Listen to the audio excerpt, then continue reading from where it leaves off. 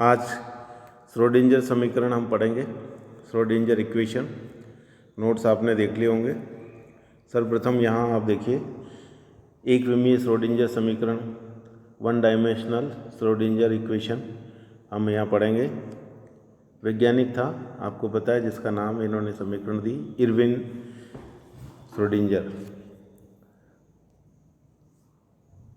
उसने क्या कहा कि कण की गतिक अवस्था से संबंध तरंग फलन साई, जो कि स्थिति और समय दोनों का फलन होता है, इसलिए ब्रैकेट में आप देखिए यहाँ पे क्या लिखा हुआ है, एक्स वाई जेड टी। आप जानते हैं किसी कण जब गति करता है उसके साथ जो तरंग जुड़ी होती है उसको तरंग फलन साई से व्यक्त किया जाता है, और साई यहाँ पे एक्स वाई और जेड और टी है ना, स्थिति और समय दोनों का फलन होता है, उसको तरंग फलन कहते हैं। तो श्रोडिंजर ने क्या कहा कि कण जब गतिक अवस्था से संबंध तरंग फलन साई ज्ञात करने के लिए एक अवकल समीकरण प्रस्तावित किया उन्होंने, जिसे श्रोडिंजर समीकरण कहते हैं। कण की गति की समीकरण होती है, उसी तरह से कण से संबद्ध तरंग होती है, उसकी जो गति की समीकरण होगी वो सर्वप्रथम किसने दी थी? श्रोडिंजर ने दी थी, इसलिए उसको श्रोडिंजर समीकरण कहते हैं। श्रोडिंजर समीकरण को व्युत्पन्न नहीं किया जा सकता, ये एक प्रकार का अभिग्रहित है, पोस्टुलेट है, और श्रोडिंजर समीकरण का औचित्य जस्टिफिकेशन यहाँ पे हम पढ़ेंगे। क्या कहा उन्होंने? उपयुक्त समीकरण की आवश्यकता क्यों पड़ी, नीड ऑफ सुटेबल इक्वेशन, वो यहाँ आप डिटेल में देखेंगे। जो भी कण है हमारे पास वो किस तरह का है? मुक्त कण है, फ्री पार्टिकल है, किसी बंधन में वो गति नहीं कर रहा है ना। जब वो स्वतः ही गति करता है, उसकी एनर्जी हम जानते हैं, जैसे गैस के जो अणु होते हैं वो जिग-जैग गति करते रहते हैं, उनकी जो काइनेटिक एनर्जी होती है उससे वो दूसरे से किसी कण से टकराते हैं, उनमें प्रत्यास्थ टक्कर होती है, उनकी गति बदल जाती है। लेकिन जब वो कण गति करते हैं तो उससे संबद्ध जो तरंग होगी उसकी हम बात कर रहे हैं। यहाँ कण कौन सा है? जिसमें द्रव्यमान है, ठीक है। तो मुक्त कण की गतिक अवस्था से संबंधित कण रूप तथा तरंग रूप दोनों को ज्ञात करने के लिए एक समीकरण की आवश्यकता होती है जो क्वांटम युग के सिद्धांतों का पालन करे। माना कि हमारे पास जो कण है उसके साथ जो तरंग जुड़ी हुई है उसको तरंग फलन साई से हम व्यक्त कर रहे हैं, और साई किसका है? एक्स, यानी स्थिति, एक्स दिशा में कण गति कर रहा है, इसलिए एक्स और समय टी दोनों पर निर्भर करेगा। तो एक फलन साई एक्स टी एक ऐसे कण को निरूपित करता है जिसका निश्चित संवेग पी हो, अर्थात संवेग में अनिश्चितता डेल्टा पी 0 है। क्यों? क्योंकि हम p मान रहे हैं उसका संवेग और वो कांस्टेंट मान रहे हैं, ठीक है, मान लिया हमने, क्योंकि वो mv के बराबर होगा, हम उसका वेग कांस्टेंट मान रहे हैं। तो p कांस्टेंट है तो p का जो अवकलन करेंगे तो डेल्टा p भी क्या हो जाएगा? 0 हो जाएगा। हम जानते हैं स्थिरांक का अवकलन 0 होता है, डेल यहाँ पे अवकलन को बता रहा है, तो डेल्टा p उसकी संवेग में अनिश्चितता हो गई और वो 0 हो जाएगी, ठीक है। तथा जिसकी स्थिति x का निर्धारण नहीं किया जा सकता, अर्थात स्थिति b की अनिश्चितता भी कितनी हो जाएगी? अनंत हो जाएगी, delta X equal to infinity हो जाएगी, ठीक है। क्यों? अब आप पूछोगे ये कैसे हुआ? तो हम जानते हैं डेल्टा पी डेल्टा एक्स का मान h क्रॉस बाई 2 से कम नहीं हो सकता, और जब डेल्टा पी 0 हो गया, डेल्टा पी को क्या कर दिया? 0 कर दिया, तो डेल्टा एक्स क्या हो जाएगा? उधर ले जाएंगे, h क्रॉस 2 नीचे 0 आ जाएगा। तो किसी में भी आप 0 का भाग देते हैं तो क्या आ जाता है? इन्फिनिटी आ जाता है, ठीक है। इसलिए यहाँ पे डेल्टा एक्स का मान कितना हो गया? इन्फिनिटी हो गया। तो दी ब्रोगली सिद्धांत के अनुसार कण से संबंध फलन को एक आवृत्ति तरंग फलन द्वारा व्यक्त किया जाना चाहिए, जिसके लिए तरंग संचरण नियतांक के 2π/λ होता है। एस से आपने गुणा किया, एस से भाग दिया, तो h/λ को हम क्या लिख सकते हैं? p लिख सकते हैं। h/λ को क्या लिखेंगे? p लिख देंगे, ये p के बराबर आ गया। और h/2π उसको क्या करेंगे अपन? h क्रॉस लिख देंगे, जो कि h क्रॉस आप जानते हैं h/2π होता है। इसी तरह से ओमेगा, जो कि 2π न्यू होता है, न्यू आवृत्ति है, इसको भी h से गुणा किया और h से भाग दिया, तो h न्यू को आपने e लिख दिया और h/2π को h क्रॉस लिख दिया। तो क्या हुआ यहाँ पे? k का मान तो आ गया पी बाई एच क्रॉस के बराबर, और ओमेगा का मान आ गया ई बाई एच क्रॉस के बराबर। तो ये जो दो नियतांक है के और ओमेगा, इनको आपने in terms of P and E लिख लिया, जहाँ एच क्रॉस नियतांक है और उसका मान आप जानते हैं एच अपॉन 2 पाई होता है। ठीक है, एच का मान आप जानते हैं, प्लांक नियतांक है, उसमें आप 6.6 इंटू 10⁻⁻34 जूल इंटू सेकेंड होगा, उसमें 2 पाई का भाग देंगे यानी 3.14 नीचे, तो ये हमारे पास कट कर कितना रह जाएगा 1.254 इंटू 10⁻⁻34 जूल हो जाएगा, जूल इंटू सेकेंड। तो ये क्या कहलाता है, एच क्रॉस संशोधित प्लांक नियतांक कहलाता है, मॉडिफाइड प्लांक कांस्टेंट है, तथा कण का संवेग p एवं कण की ऊर्जा E है। अब यहाँ पे हम धनात्मक दिशा में गतिशील कण से संबद्ध ऐसा द्रव्य तरंग का फलन साई किस तरह का होना चाहिए, या तो कोस के रूप में हो, हम जानते हैं तरंग क्या होती है कोस के रूप में, या साइन के रूप में, साइन वेव या कोस वेव आप लेते हैं, वही हम यहाँ पे दिखाना चाह रहे हैं। और जो कि आपने पढ़ा है तरंग दोलन में फर्स्ट ईयर के अंदर, साइन के एक्स माइनस ओमेगा टी या कोस के एक्स माइनस ओमेगा टी, या फिर एक्सपोनेंशियल के रूप में लिखते हैं माइनस जे के एक्स माइनस ओमेगा टी, जहाँ जे क्या होता है आप जानते हैं √-1, यहाँ आयोटा की जगह हम जे लिख रहे हैं, ठीक है ना।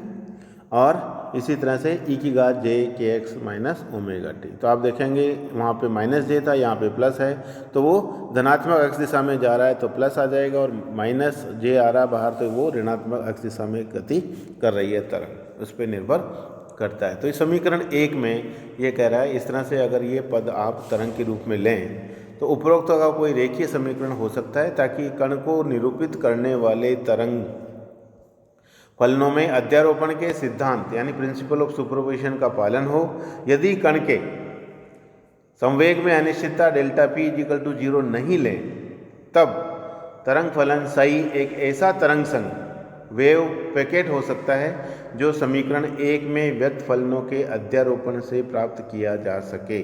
अतः कण से संबद्ध तरंग फलन साई xt के लिए एक ऐसे समीकरण की आवश्यकता होती है जिसमें समीकरण 1 में व्यक्त फलनों के साथ साथ इससे भी अधिक व्यापक फलन का समावेश हो। ऐसे तरंग फलन में निम्न 2 मूल विशेषताएं होनी चाहिए। ये तो था आपके मेन जो उन्होंने कॉन्सेप्ट दिया, तो वो विशेषताएं कौन सी होनी चाहिए वो भी आप देख लेंगे। पहली विशेषता क्या कह रहा है, तरंग फलन रैखिक होने चाहिए ताकि इसे अध्यारोपित किया जा सके और कणों का द्वारा उत्पन्न व्यतिकरण विवर्तन आदि प्रभावों की सफल व्याख्या के लिए यह आवश्यक है। अध्यारोपण के द्वारा ही कण से संबद्ध तरंग संघ का निर्माण किया जाता है।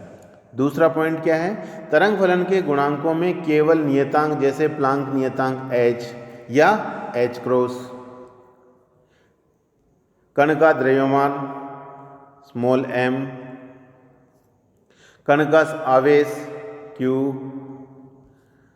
होने चाहिए। कण की गतिकी से संबद्ध चर राशियों जैसे संवेग p, ऊर्जा E, कोणीय आवृत्ति ओमेगा, तरंग संचरण नियतांक के आदि गुणांकों में नहीं होने चाहिए, ताकि जब परिवर्तन के कारण कोई रुकावट नहीं हो।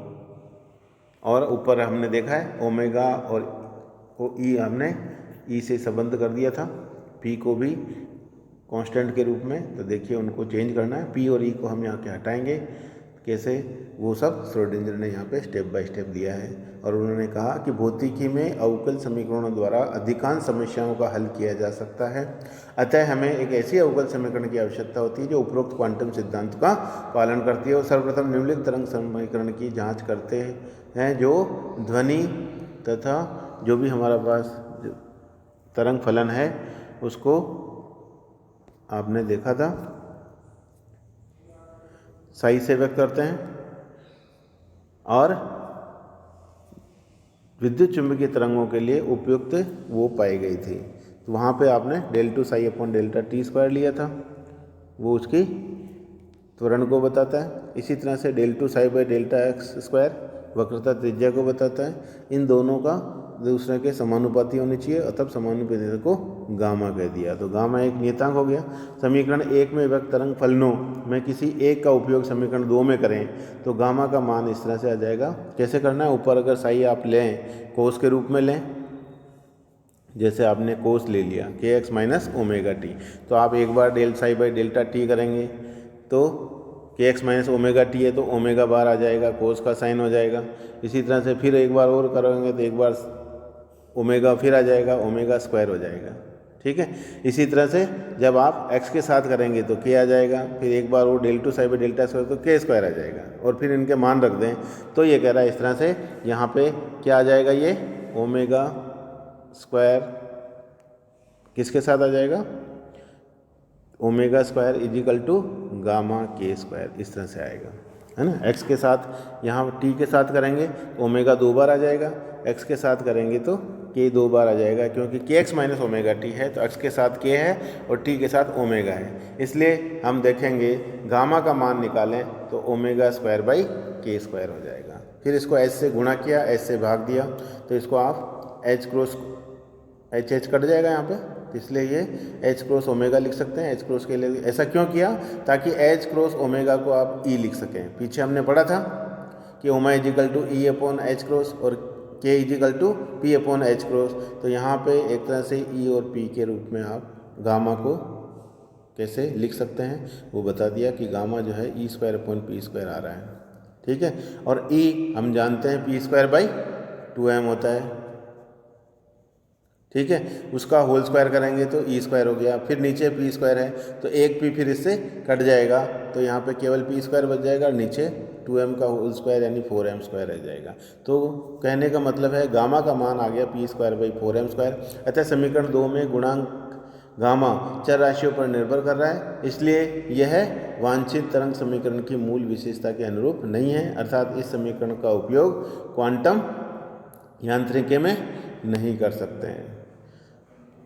तो उन्होंने क्या कहा, एक विमीय श्रोडिंगर समीकरण के लिए दूसरा 1926 में श्रोडिंगर ने अनापेक्षिक वेग से गतिशील कणों के लिए निम्न अविकल समीकरण का रूप लिया। उन्होंने जो लेफ्ट हैंड साइड में del two psi by delta T square आ रहा है उसकी जगह केवल एक बार ही इसका अवकलन किया समय के साथ, तो ये एक तरह से वो उन्होंने कहा कि वेग जो है वक्रता त्रिज्या के समानुपाती हो जाए del two psi by delta square के, और ऐसा करें तो इस समीकरण का हल आप चाहे साई को एक्सपोनेंशियल के रूप में लें या धनात्मक ऋणात्मक जो भी लें, तो साई फिर एक बार इधर अवकलन करेंगे del psi by delta T में यहाँ पे, और उधर आप किसके साथ करेंगे del psi by delta X square, तो एक्स स्क्वायर के साथ करेंगे तो के स्क्वायर आ जाएगा, और ये जो सूत्र आ जाएगा यहाँ पे हम देखें तो ये तो हो जाएगा, क्या होगा, एक बार करेंगे तो जे ओमेगा आ जाएगा इधर, और उधर गामा के स्क्वायर हो जाएगा, तो गामा का मान हो जाएगा जे ओमेगा अपॉन के स्क्वायर। फिर एच क्रॉस से गुणा किया, एच क्रॉस के भाग दिया, ऊपर एच क्रॉस स्क्वायर है, फिर इसकी जगह ई लिख सकते हैं, नीचे पी लिख सकते हैं, तो आयोटा एच क्रॉस अपॉन फिर पी स्क्वायर, ई की जगह पी स्क्वायर अपॉन 2m लिखेंगे, पी स्क्वायर से पी स्क्वायर कट जाएगा, तो ये कुल मिलाकर बचेगा iota H cross by 2m। तो गामा को आपने कन्वर्ट कर दिया, आयोटा या जे जो भी है वो कांस्टेंट है, एच क्रॉस कांस्टेंट है, 2 कांस्टेंट है और m भी कांस्टेंट है, तो गामा एक नियतांक की जैसे व्यवहार कर रहा है। तो गुणांक गामा केवल एच क्रॉस और एम पर निर्भर करता था, चर राशियाँ जो कि पी और ई है उन पर ये अब निर्भर नहीं करता, इसलिए del psi by delta T is equal to J gamma की जगह आपने लिख दिया जे एच क्रॉस अपॉन 2m, और ये जो समीकरण प्राप्त हो रही है इसको हम क्या कहते हैं, श्रोडिंगर की 3 है वो अवकल समीकरण कराती है। इसको आप इस रूप में भी लिख सकते हैं जो जे ये इधर del psi by delta X T delta T minus H cross by 2m के रूप में भी आप इसको लिख सकते हैं, इधर जे एच क्रॉस आ गया। यह अवकल समीकरण 3 को मुक्त कण की क्या कहते हैं, एक विमीय गतिक अवस्था को निरूपित करने के लिए व्यक्त किया जा सकता है, और m द्रव्यमान के कण संवेग p व ऊर्जा e के गतिक अवस्था को निरूपित करने वाले समीकरण 3 एक विमीय श्रोडिंगर समीकरण 1 डायमेंशनल श्रोडिंगर इक्वेशन कहलाता है। एक मुक्त कण के लिए तरंग फलन का समीकरण निम्न रूप से लिया जा सकता है, साई इजिकल टू ए ई जे के एक्स माइनस ओमेगा टी, जहाँ ए कोई नियतांक है। श्रोडिंगर समीकरण 3 के बाएं पद से जे इसका अवकलन करेंगे तो टी के साथ ये इस तरह से आ जाएगा और ये ई साई आ गया। इसी प्रकार श्रोडिंगर समीकरण 3 के दाएं पद से minus H cross by 2m del so by, इसमें आपने एच क्रो स्क्वायर साई का एक्स टी, इसको पी स्क्वायर बाई 2m के लिख सकते हैं। तो समीकरण 4 व 5 को समीकरण 3 में रखने पर E is equal to psi X T is equal to P square by 2m psi X T. तो E is equal to P square, यह मुक्त कण के संवेग ऊर्जा के चिरसम्मत संबंध के तुल्य है। अतः श्रोडिंगर समीकरण संवेग ऊर्जा के चिरसम्मत संबंध से संगति रखता है। और समीकरण 4 व 5 में तुलना करने पर तरंग फलन साई एक्स टी के लिए संवेग तथा ऊर्जा को कार्तीय निर्देशांक पद्धति में उनके अवकल संकारकों में परिवर्तित किया जा सकता है, जहाँ पे P हो जाएगा minus J H cross upon del by delta X, और ये एक संकारक कहलाएगा, और E J H cross del by delta T. ज़्यादातर बुक में आयोटा एच क्रॉस लिखते हैं, या माइनस ये P को minus iota H cross del by delta X. तो आयोटा लिखें चाहे जे लिखें, ये अंडर रूट -1 के बराबर है। इसी तरह से यदि स्थिति ऊर्जा को क्षेत्र में गति का समावेश करना हो, उसको भी जोड़ना हो, तो हम किसी स्थिति ऊर्जा क्षेत्र V, वो जो कि स्थिति और समय दोनों का फलन होगी, ठीक है, उसमें गतिशील है तो कण की कुल ऊर्जा उन दोनों का योग हो जाएगी। E इजिकल टू हम क्या कर रख देंगे, P square by 2m plus V हो जाएगा, जहाँ V स्थिति ऊर्जा है। इस समीकरण के दोनों तरफ तरंग फलन साई एक्स टी से गुणा करने पर E psi X T is equal to P square by 2m psi X T plus V X T psi X T हो जाएगा। और समीकरण 7 से E व P को उनसे संबंधित अवकल संकारकों से बदलने पर J H cross del psi by delta X T equal to minus H cross square by 2m del two psi by delta X T plus V, ये साई पद और आ जाएगा। तो ये किसको बता रहा है, ये बता रहा है कि उसमें स्थितिज ऊर्जा का भी समावेशन आपने कर लिया है, और यह समीकरण स्थितिज ऊर्जा क्षेत्र के लिए एक विमीय गति को व्यक्त करता है। और इस के लिए हम क्या कह सकते हैं, ये वन डायमेंशनल एक विमीय टाइम डिपेंडेंट श्रोडिंगर समीकरण कहलाएगी। 3 डायमेंशन हम अगले में पढ़ेंगे।